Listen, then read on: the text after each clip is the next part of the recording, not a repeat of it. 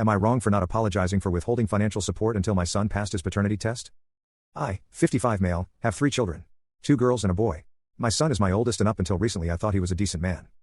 Unfortunately my daughter-in-law Tessa, 32F, fake name, showed me that I was wrong and when revealed to me that the reason she was divorcing my son was because he cheated on multiple times and gave her an STD. She made a social media post with pictures of text messages and show video recordings of messages he left proving her side. I was shocked and when I confronted my son he said that she over-exaggerating and that the only reason he did it was because she wasn't putting out.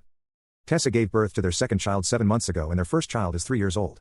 I apologized to Tessa for my son's behavior and then yelled at him for being so selfish, intentionally hurtful, and cruel. I did not hide or downplay my disappointment and was only silenced by my wife's defense of our son. I remember how hard it was when my wife had our second daughter and couldn't believe she didn't have a shred of sympathy for Tessa.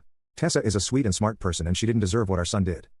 My wife has been letting our son stay in our house despite my wishes saying that he needs our support but I say he's in need of a hard lesson. We fought about this constantly. Eventually, my son accused Tessa of getting the STD from someone else and demanded a paternity test. I knew these claims were bullish tea and saw red. I yelled at him for it and his mother came to his defense and told me a man had every right to know if his kids were his. I countered with demanding a test of my own and my wife was offended and I moved out. She and my son sent others after me and either lied and overplayed what things were like at home and I just got tired defending myself. I was going to let things be until either my wife or son contacted my job and made hurtful accusations about a female employee that I've been mentoring for the past year and that's when I snapped. I'm filing for divorce. The house is paid off so I'm willing to let her have it but until a judge says so I've stopped putting money in any of the accounts that she has access to and only make payments to the credit card with a $4,000 limit so she has money to buy groceries, get gas, and pay for her other expenses. I've also changed my main beneficiaries to my daughters and told my son if he wanted a single cent of my money, he'd have to take a DNA test.